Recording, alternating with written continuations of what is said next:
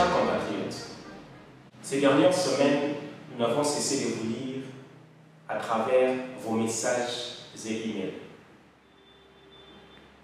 Nous n'avons cessé de répondre à vos appels téléphoniques au sujet des élections historiques qui doivent se tenir au 5 avril 2015.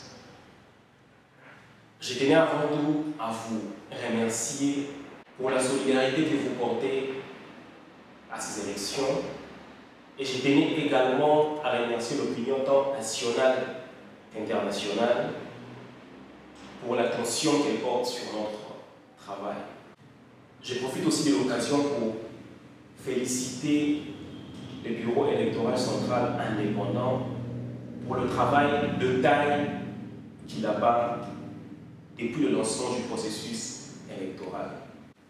Mes chers concitoyens, je ne serai peut-être pas en mesure d'entrer dans les détails de tout ce message et appel téléphonique.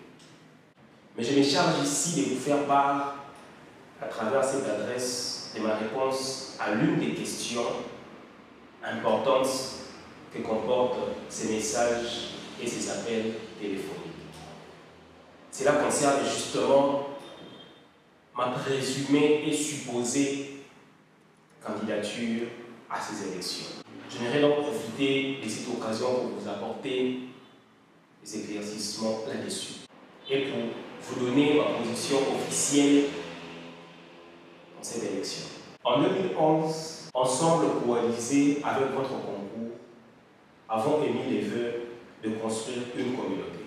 Nous nous sommes dit qu'ensemble, les hommes ordinaires peuvent faire des choses extraordinaires. Nous avons émis le souhait de voir le Congolais de l'Inde engagé à la République. Le souhait de conduire cette initiative était justement de vous faire parvenir où vous êtes aujourd'hui. Des élections libres, des élections démocratiques et des élections inclusives. Aujourd'hui, mes chers compatriotes, amis et amis de la République, plus de 3 ans après, ce que je ne peux que voir de mes yeux, c'est une communauté mature, c'est une communauté dynamique, c'est une communauté organisée. Et c'est le vœu que nous avons émis dès le départ. Mes amis et moi sommes des maçons. Et vous savez, le souhait de chaque maçon. Nous, maçons, bâtissons de maisons pour qu'elles tiennent le plus longtemps possible, pour que les gens qui y vivent se réjouissent d'appartenir à une belle maison. C'est dans ces soucis et dans cette optique, mes chers compatriotes, que nous avons organisé, avec l'aide de tous, ces élections qui doivent se tenir le 5 avril 2015. Mes chers compatriotes, aujourd'hui, notre administration est rassurée qu'aucun de nos concitoyens ne viendra encore en Inde avec un visa d'école de formation. J'aimerais vous le dire, et vous le dire de manière très ouverte aujourd'hui, que ce problème m'a toujours heurté. Voir nos concitoyens, hommes comme femmes, qui quittent la RDC avec le souhait de faire des grandes études en Inde, d'étudier dans un beau cadre en Inde, mais qui malheureusement se retrouvent dans des écoles de formation à contre-volonté. Mes chers concitoyens, nous avons compris que la plupart de nos concitoyens qui viennent étudier en Inde viennent directement des humanités. Ce sont des hommes et des femmes bacheliers. Lorsque vous mettez dans les écoles de formation de gens qui n'ont jamais fait l'université de toute leur vie, cela veut dire simplement que de toute leur vie, ces gens n'auront jamais connu ce qu'est l'université. Et j'estime à mon niveau que cela n'est pas la République. Voilà pourquoi, mes chers concitoyens, ensemble, motivés avec le concours des autorités, 3 ans après, je suis rassuré qu'aucun de mes concitoyens ne viendra plus en Inde avec un visa d'école de formation. Dans un document publié au mois de septembre 2014, le UGC a décrié ce type de comportement. Et le UGC a interdit officiellement aux missions diplomatiques indiennes à l'étranger, d'octroyer des visas à des écoles de formation. Et j'estime aujourd'hui que cela est une victoire pour la République. Nous sommes rassurés aujourd'hui d'avoir une communauté qui fait parler d'elle, une communauté compétitive, une communauté innovante, une communauté engagée dans les initiatives de développement. Une communauté qui aujourd'hui est devenue une étoile conductrice pour l'ensemble de la diaspora congolaise. Aujourd'hui, plus de 3 ans après, je suis rassuré que le meurtre de notre concitoyen Yang Tuende n'est pas resté sans réponse.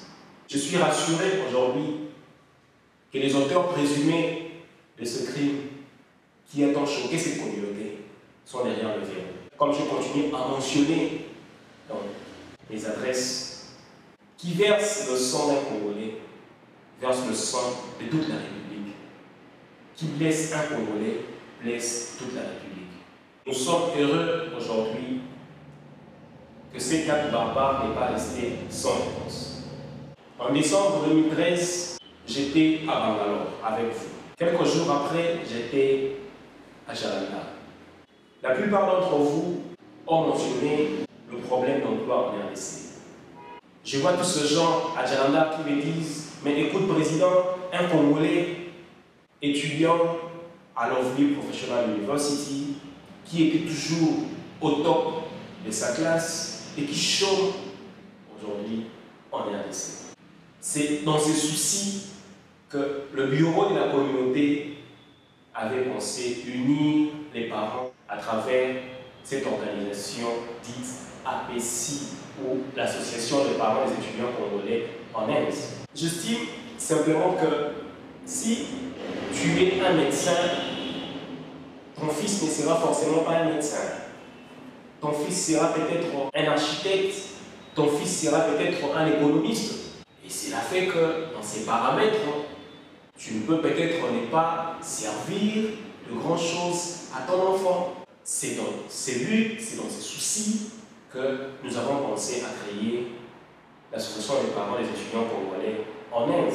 Dans les 5 prochaines années à venir, nos concitoyens, nos étudiants ne manqueront pas de l'emploi en RDC si APC continue avec son développement.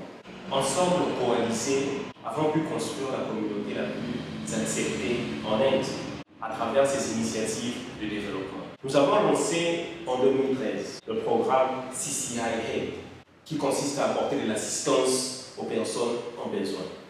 Vous nous avez reçus dans vos maisons, nous collectons les biens qui ne sont plus d'usage, nous collectons à manger, nous collectons un peu de moyens et nous apportons tout cela aux pauvres indiens.